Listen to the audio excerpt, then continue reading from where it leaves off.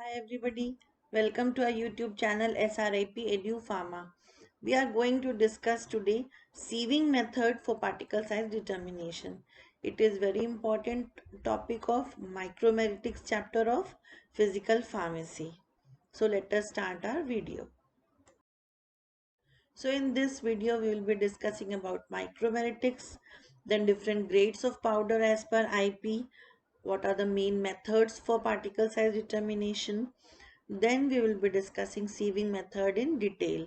For that, first we will understand what is sieve number, then what are the designations and dimensions of sieves as per IP, then what are the applications of sieving method, then factors influencing this method, stepwise procedure, then observation table, then frequency distribution curve, cumulative distribution curve, different calculations, and at the end advantages and disadvantages of sieving method. Firstly, we must know that micromeritics is the science and technology of small particles. And the particle size of any drug, we know it can affect its release from dosage forms that are administered orally, parenterally, rectally, and topically also.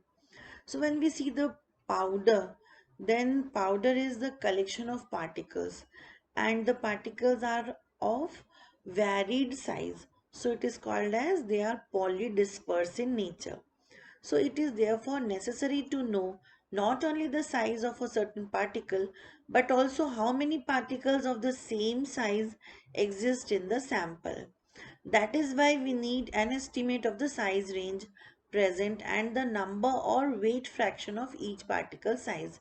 This is known as particle size distribution, and from that only we can calculate an average particle size for the sample. When the number or weight of the particles lying within a certain size range is plotted against the size range or mean particle size, then it is called as frequency distribution curve. Now it is very important because it is possible to have two samples with the same average diameter but different distributions. So we have to calculate the particle size, and for that there are various methods for the determination of particle size. So basically we study four methods of particle size determination. First is optical microscopy method, in which microscope is used and the diameter measured is known as projected diameter. Second is sieving method. In this the main instrument used is sieve shaker and the diameter measured is known as sieve diameter or D-sieve. Third is sedimentation method, in which main instrument is Andreasen apparatus and diameter is Stokes diameter. Fourth is particle volume measurement method, in which the instrument used is counter apparatus and the diameter is known as volume diameter. We have already discussed optical microscopy method in our previous video. So in this we will be just discussing sieving method only. We can see 5 grades of powders as per IP, and the grades are coarse powder, moderately coarse powder, moderately fine powder and very fine powder. These are the 5 grades, and this has been differentiated on the basis of the particles which can pass through sieve with the nominal mesh aperture. So when we see for coarse powder, then all the particles pass through sieve with nominal mesh aperture, that is 1700 micrometer, and the sieve size is 10, and not more than 40% through a sieve with nominal mesh aperture 355 micrometer and sieve number 44. Similarly, for moderately coarse powder, it can pass through 710 micrometer, but not more than 40% can pass through 250 micrometer size. Then for moderately fine powder, all the particles will pass through sieve number 44, that is 355 micrometer size, and not more than 40% from sieve number 85. For fine powder, all the particles can pass through sieve number 85, and for very fine powder, it can pass through sieve number 120. Now here I just wanted to say that when we see the sieve number and the particle size, then as the sieve number increases, the size decreases. It means that for very fine powder, the sieve number is, as you can see, it is 120. But for coarse powder, it is sieve number 10. So before we move ahead, we must know what is the sieve number and how it is calculated. So the sieve number denotes the number of holes present in the sieve within 1 inch length of the sieve mesh.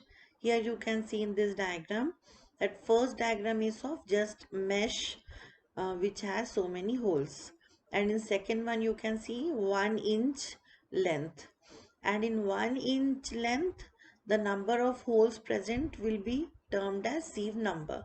For example, if we consider the number 4 sieve which has a mesh opening of 4.76 millimeter, there will be 4 numbers of 4.76 millimeter opening present within the 1 inch length of mesh. And here a high mesh number corresponds to a small aperture size, since there is an inverse relationship between the two that we have previously also discussed. So here you can see the designations and dimensions of sieves. When the sieve number is 10, then aperture size micrometer is 1700. So these dimensions that you can see here, these are fixed, which are given as per IP. So for sieve number 12 it is 1400, for 16 it is 1000, for 22 it is 710, for 30 it is 500, for 36 it is 425, and similarly for other sieve numbers also. This is very important because we have to use it while we are doing the calculation after performing the experiment. So now we will see what is sieving method. Sieving method or sieve analysis is a technique used to determine the particle size distribution of a powder. In this method, basically weight distribution is determined. And in this method, sieve diameter, that is D sieve, is calculated. Sieve diameter is defined as the diameter of the sphere that passes through the sieve aperture as the asymmetric particle. The sieve method, so we say that it directly gives weight distribution. So this method is used for determining the particle size range from 50 to 1500 micrometer, and this method is performed by sifting a powder sample through a stack of wire mesh sieves, separating it into discrete size ranges. The main instrument used is sieve shaker with set of sieves. So various standard size range of sieves are available to cover a wide range of size, and these sieves are designed to sit in a stack so that materials falls through smaller and smaller meshes until it reaches a mesh which is too fine for it to pass through. So sieves which are used for pharmaceutical testing are constructed from wire cloth with square meshes which are woven from wire of either brass, bronze, stainless steel or any other suitable material, and this stack of sieves is mechanically shaken to promote the passage of the solids.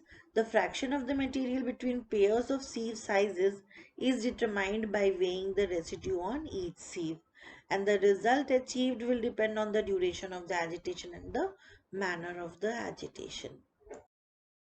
So what are the applications of this method?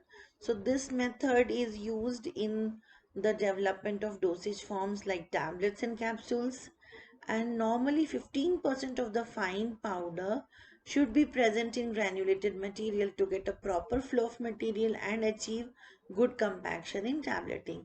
Thus the percentage of coarse, moderate and fine powder is estimated by this method, and the sieve analysis can be performed on any type of non-organic or organic granular materials like sands, crushed rock, clays, granite, feldspars, coal, soil or wide range of manufactured powders, grain and seeds also. Now we will see the stepwise procedure for sieving method. In this, the first step is that we will be weighing the mass of the sample which has to be used, means the powder whose particle size we have to determine. Generally, the quantity taken is between 50 to 100 grams. In laboratory, generally we take 50 gram. Then we arrange the sieves in order from largest, that is coarsest at the top, to smallest or finest in the bottom, with the pan at the end below the smallest sieve. Pan means which does not have holes, it is closed one. Then step 3 is we add the powder sample to the top largest size sieve. That is the toppest sieve we'll be adding the powder. And then we set the sieve shaker to vibrate for 15 to 20 minutes.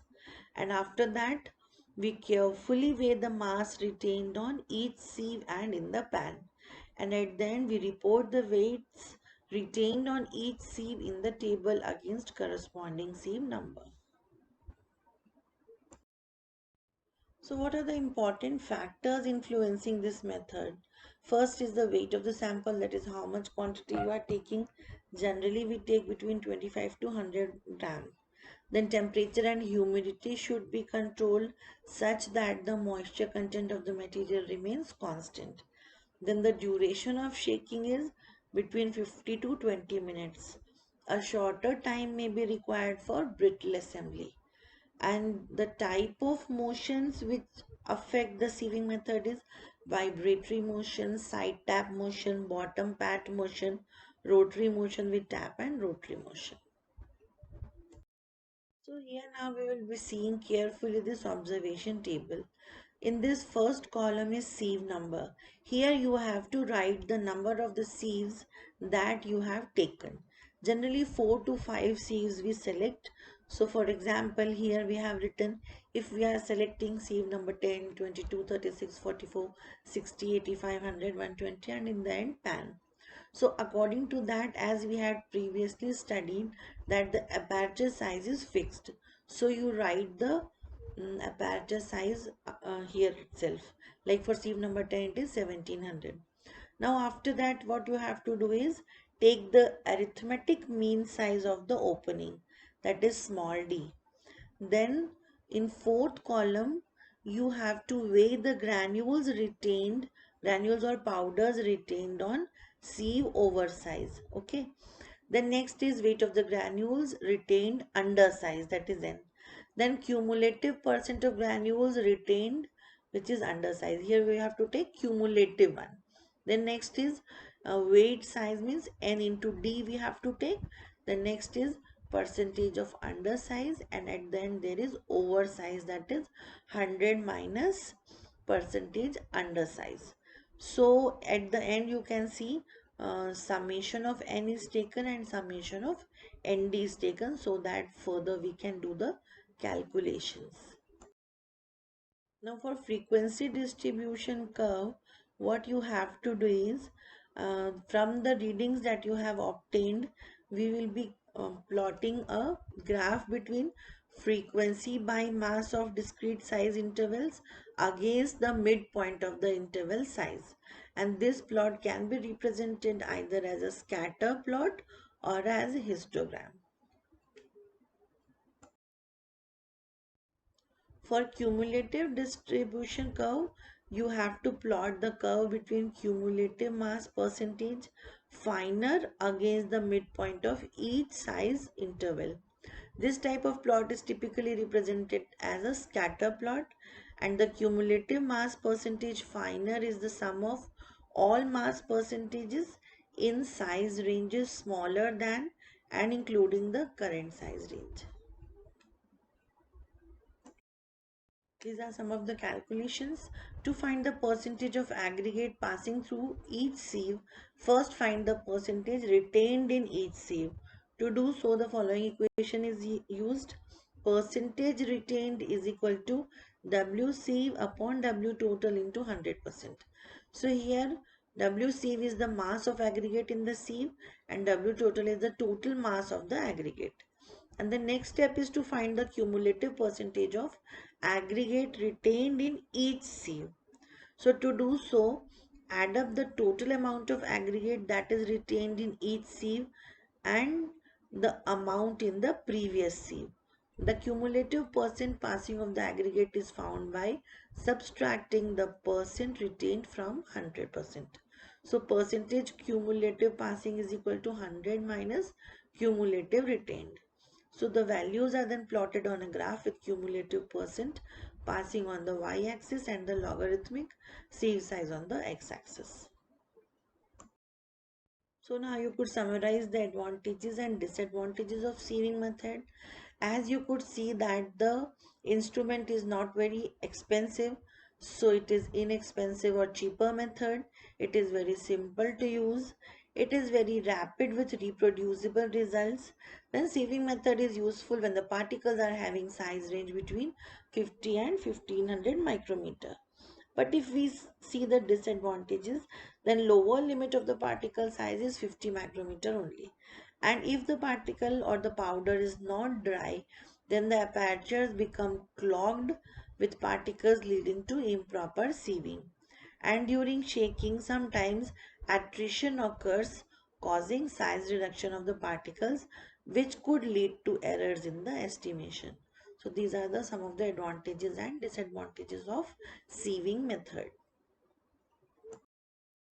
So here we come to the end of today's video. We have made this video because many of our viewers, they wanted this method. So we have completed this one. So hope you are liking our channel. Do visit different playlists that we have uploaded in our YouTube channel SRIP Edu Pharma, and also subscribe the channel. Thank you so much. Keep watching. Be safe.